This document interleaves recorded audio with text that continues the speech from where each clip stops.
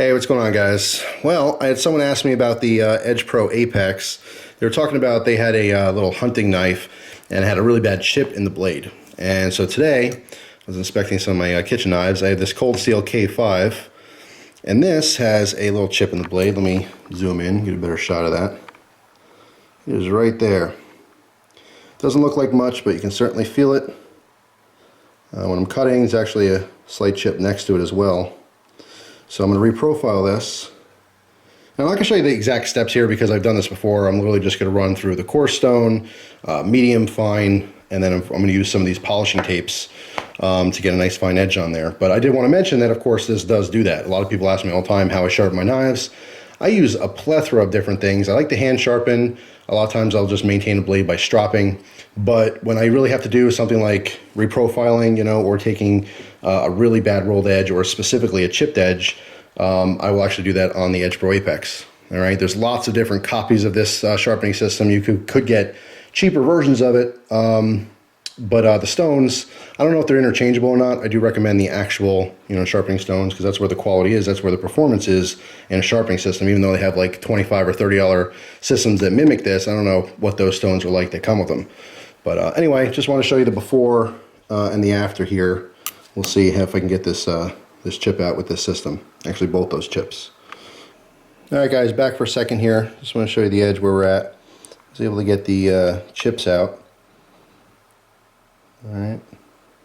So we have a crude edge. The other thing I want to talk about is this tip. It's too blunted. I'm actually going to take a little bit of steel off the spine here. All right, just like this. Use the stone. I'm just going to do this freehand. But basically, I'm going to come in here, move the system, come in here and get the proper angle, and then work towards that tip there, and just kind of slowly back and forth, and remove some of the steel from the tip to get more of a point on this knife again.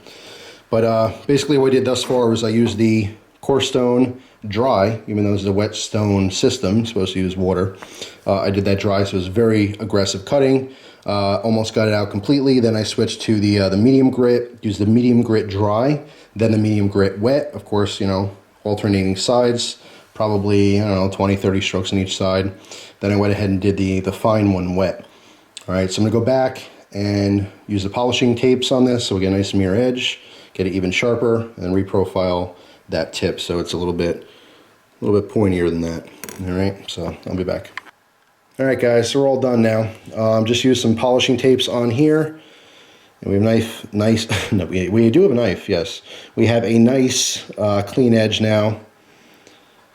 All right, you can see slightly polished. This was a 1000 grit tape. I also reprofiled that tip so it's just a little bit pointier. Let me zoom in and get a better angle there. All right, so not the pointiest thing in the world, but certainly pointier. And nice and even on the other side. So, that's pretty much it. I use this very quickly. I'm actually in the middle of another project right now, so I didn't really take my time with this, and that's kind of the point here.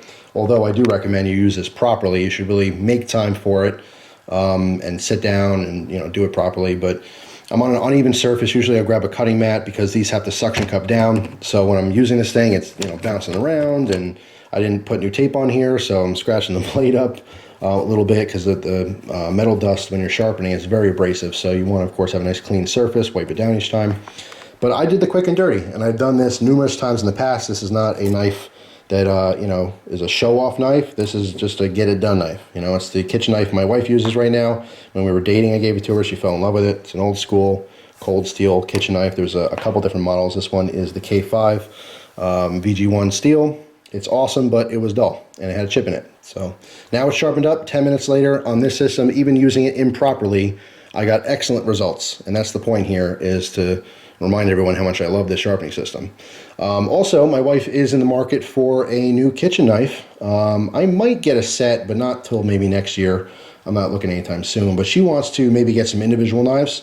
She's very much interested in like a 6 to 7 inch chef's knife. We're looking at some Wusthof stuff. I've considered some Shun models too, but I'm kind of staying away from that for my own reasons for now. There's nothing wrong with them. I just prefer other knives over them. But she's also very interested in cleavers, and I don't have any experience with cleavers. So, looking for some advice there.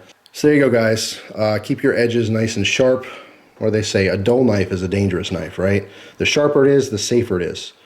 Did you ever hear Julia Childs, what she has to say about knives? Let's listen for a second.